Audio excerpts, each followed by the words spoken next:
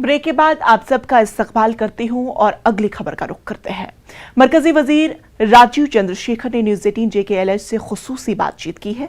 JKLH के senior editor Tejendra Singh सोडी से बात करते हुए उन्होंने कांग्रेस के रुकन पार्लियामेंट राहुल गांधी और कांग्रेस पार्टी पर निशाना साधा। राजीव चंद्रशेखर ने कहा है कि कांग्रेस के पास आवाम के लिए कोई विजन नहीं है। मरकजी वजीर के मुताबिक कांग्रेस का अपना कोई नजरिया भी नहीं है। बदनाम जमाना सुकेश चंद्रशेखर के आम आदमी पार्टी पर इल्जामात पर उन्होंने कहा कि आप एक बदउनवान पार्टी हैं और आइंदा इंतखाबात में आपको करारी शिकस्त का सामना करना पड़ेगा।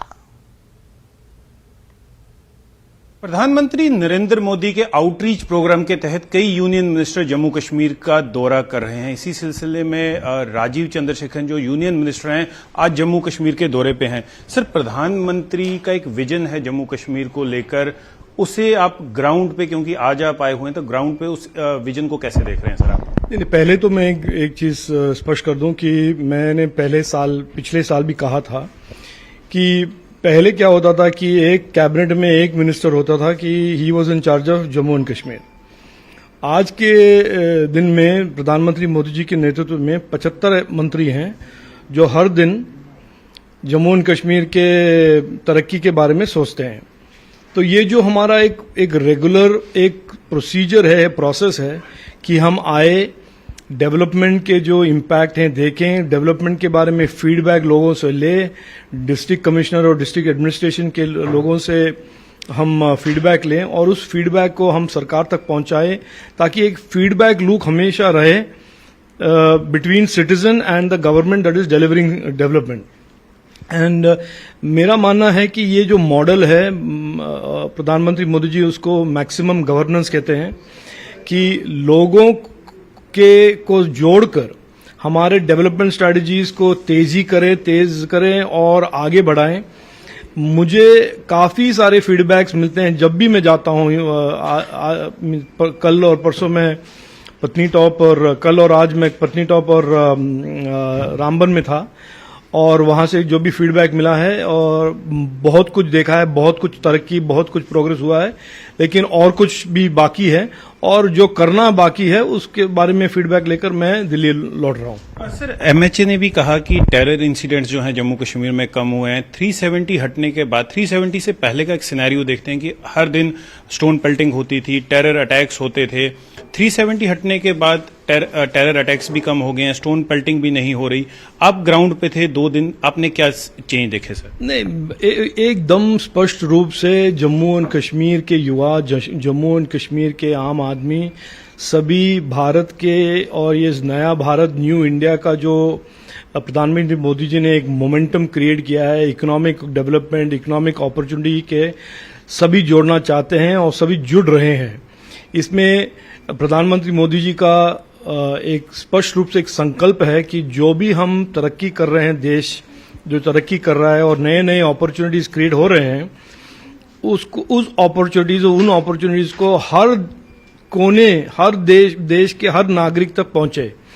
वो नागालैंड में कोहिमा हो या जम्मू एंड कश्मीर में रामबन, श्रीनगर और अन्य इलाके में हो, या साउथ में केरल में हो या वेस्ट में गुजरात में हो, हर नागरिक, हर युवा के पास वही अपॉर्चुनिटीज हो जो अलग दूसरे युवाओं के पास हो।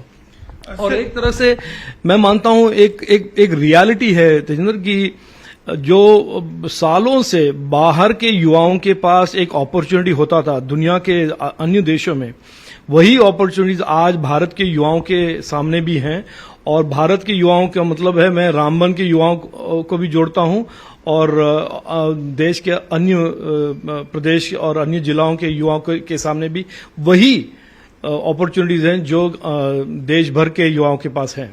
सर, इसी डेवलपमेंट के बारे में बात करते हैं। जो अपोजिशन पार्टीज हैं, स्पेशली लोकल यहाँ पर जम्मू कश्मीर की अपोजिशन पार्टी, वो हर एक किसी इशू पे ऑब्जेक्शन रेज करते हैं, कहीं ना कहीं पॉलिटिक्स प्ले करते हैं। अभी रिसेंटली जो नॉन लोकल्स की किलिंग हुई, तो जो फॉर्मर चीफ मिनिस्टर हैं फारूक अब्दुल्ला, उन्होंने कहा कि जब तक इंसाफ नहीं होगा नॉन लोकल्स की किलिंग होती रहेंगी। इस तरह की स्टेटमेंट्स को सर आप कैसे देखते हैं? देखिए, हम आज 75वीं साल मना रहे हैं देश के इंडिपेंडेंस के, और इसमें मैं किसी को भी आप पूछे, देश के कोई भी नागरिक से पूछे, बड़ा स्पष्ट रूप से लोग समझते हैं कि ये 75 साल में 60-65 साल तो हमने खोया है, और खोया है क्योंकि हम देश के जो कंट्रोल या डेमोक्रेटिक पावर हमने दिया था इन डायनेस्टियों के हाथ में, और उनका मॉडल ही अलग है। उनका मॉडल लोगों का भलाई, लोगों का प्रगति, देश की प्रगति का कभी था ही नहीं है और आज भी नहीं है। तो उनका नैरेटिव ही अलग है, और वो जानते हैं कि देश उनको छोड़कर आगे निकल चुका है और निकल रहा है और आगे बढ़ेगा, और उनका जो फासला है लोगों के बीच में और उनका बहुत बड़ा हो गया है।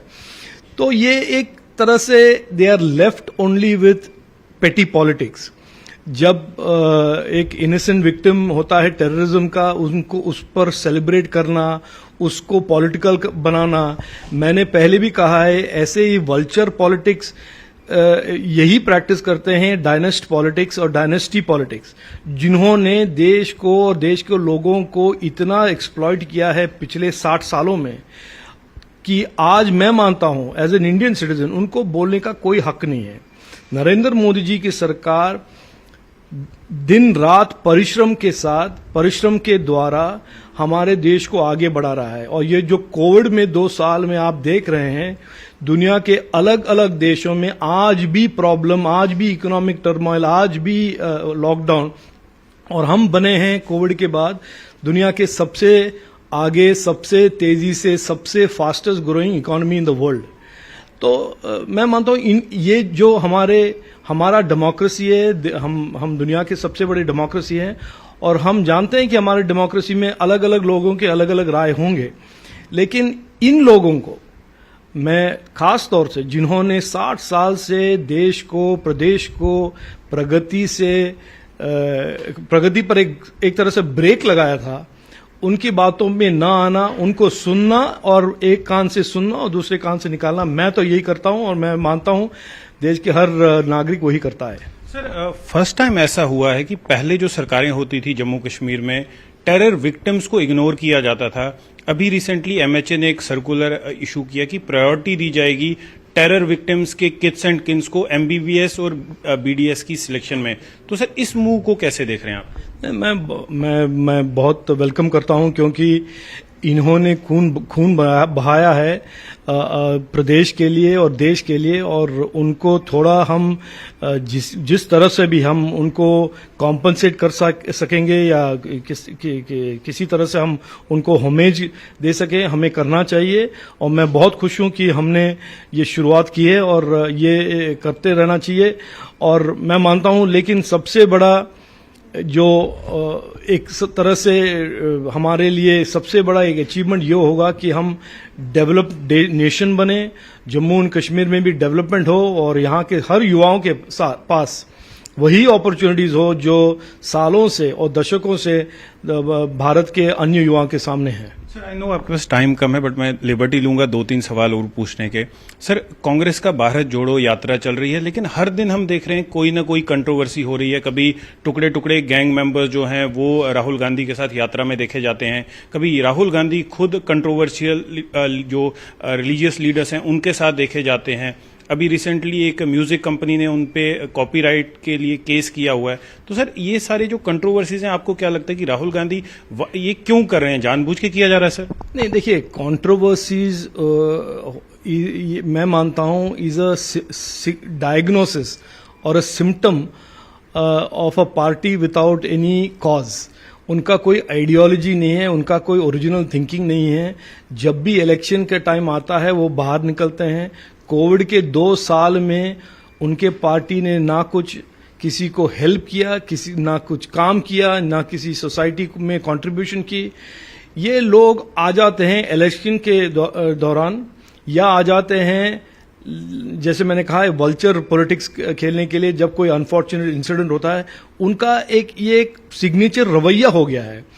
और जब आपके पास कोई कोर आइडियोलॉजी नहीं है, कोर बिलीफ नहीं है टुवर्ड्स नेशन, टुवर्ड्स पीपल, ये आप हमेशा अपने झूठों पर ट्रिप करते रहोगे।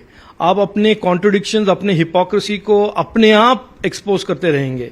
तो मैंने तो बहुत साल पहले, और मैं मानता हूं 2014 से पहले भारत के नागरिक और वोटर्स ने बहुत क्लियरली तय कर लिया है कि the Congress is a party with only one objective, opportunistic politics. उनके पास ना तो देश के लिए कोई विजन है, ना नागरिक के लिए कोई उम्मीद है, या कोई भलाई का, वो किसी की भलाई के लिए कुछ काम करते हैं। तो उनको उनके हाल पे ही छोड़ दे तो अच्छा है। सर, कांग्रेस के कर्नाटका के लीडर ने एक स्टेटमेंट दी है हिंदूज पे, एक ऑब्जेक्शनेबल वर्ड्स उन्होंने यूज किए हैं कि Hindu is a Persian word, जिसका मतलब, तो सर आप उस पे कैसे react करेंगे? ऐसा है, इंग्लिश में देयर इज अ फ्रेज कि there is a contest, there is a rapid contest to the bottom of a discourse. तो इन्होंने तो डिस्कोर्स को इस हालत तक लेकर जाना उनका एक ऑब्जेक्टिव बना दिया है कि हर रोज कोई ना कुछ रिडिकुलस, बिजार, एब्सर्ड कमेंट्री का ही एक तरह से सिग्नेचर थीम बन गया है कांग्रेस का। तो इसीलिए लोग उनसे जुड़ते नहीं हैं, इसीलिए लोग उनसे भागते हैं, पीड़ित हैं। और मैं मानता हूं यही एक अनफॉर्चुनेट है कि जो पार्टी सरदार वल्लभ भाई पटेल, जवाहरलाल नेहरू जैसे महान लीडर्स ने फाउंड किए थे, उसका ये हाल है कि एक डायनेस्ट जिन्होंने लाइफ में कभी काम नहीं किया है, एक भी नौकरी नहीं की, वो अपने एक मेज ऑफ कॉन्ट्रडिक्शंस और हिपोक्रेसी से अपनी एक तरह से ही is attracting the same type of political class to his crowd. Sir, Sukesh Chandran conman जो हैं जेल में हैं अभी, उन्होंने एक एलिगेशन लगाई है कि आम आदमी पार्टी ने उनसे पैसा मांगा गुजरात के लिए और पंजाब के लिए, और कुछ पैसा उन्होंने दिया भी। तो सर इस एलिगेशन को कैसे देखते हैं? सर नहीं, देखिए सर, सॉरी, और अरविंद केजरीवाल ने आज एक और एलिगेशन लगाई है कि मुझे बीजेपी टेररिस्ट कहती थी, चोर कहती थी, तो एक्शन क्यों नहीं ले रहे? देखिए, मैंने स्पष्ट रूप से मुझसे पूछा गया था दो तीन बार, मैंने कहा कि आम आदमी पार्टी ये एक नया कांग्रेस का वर्जन है, कोई फर्क नहीं है। वही जो अल्कोहल के करप्शन कांग्रेस ने सालों से साउथ इंडिया के काफी स्टेटों में प्रैक्टिस की है अपने पॉलिटिकल फंडिंग के लिए, वही अरविंद केजरीवाल की पार्टी कर रहा है। वही जो रिलीजन ड्यूरिंग इलेक्शंस का जो ड्रामा करते हैं, वो जो कांग्रेस करते हैं, ये करते हैं। तो मेरे हिसाब से कोई मॉरल स्टैंडर्ड में दोनों में कोई फर्क नहीं है। ये थोड़ा आधुनिक वर्जन है कांग्रेस का, और मैं उसको उसी पर छोड़ दूंगा। आखिरी सवाल पूछूंगा, जम्मू कश्मीर की बात करते हैं। पाकिस्तान की तरफ से रोज प्रोवोकेशन होती है, आतंकियों की घुसपैठ कराई जाती है, ड्रोन से भी हथियार भेजे जाते हैं, और ये एक अटेम्प्ट किया जा रहा है कि जम्मू कश्मीर के यूथ को रेडिकलाइज किया जाए, गन उठाए और सुरक्षा बलों के साथ लड़ें और मारे जाएं। उन यूथ को जम्मू कश्मीर के, क्योंकि आप 2 दिन से लगातार यूथ से इंटरेक्ट कर रहे हैं, उनको क्या मैसेज देंगे? सर मैसेज बड़ा साफ है। देखिए, दुनिया में आज भारत बहुत आगे जा रहा है। भारत का प्रगति, हम $3 ट्रिलियन इकोनॉमी पहुंच गए हैं, और हाल ही में ग्लोबल इकोनॉमिस्ट लोग ने कहा है कि हम $8.5 ट्रिलियन की इकोनॉमी 2027 तक हम पहुंच जाएंगे 5 साल में। इस देश को दुनिया की सभी देश रिस्पेक्ट और ऑ से देख रहे हैं। दुनिया के सबसे तेजी से उभरने वाला इनोवेशन इकोसिस्टम भारत में है। प्रधानमंत्री मोदी जी ने कहा है कि अगले 10 दशक को हम इंडिया के टेकेड के रूप से मानेंगे। दुनिया भी ये मान रहा है। दुनिया में सबसे ज्यादा तरक्की और अपॉर्चुनिटीज भारत में होगा। हमारे युवा उस पर फोकस करें। यहीं पे हमारे दुश्मन लोग काफी कुछ ट्राई करेंगे हमारे देश के इस प्रगति या इस राइज को डिस्टर्ब करने के लिए।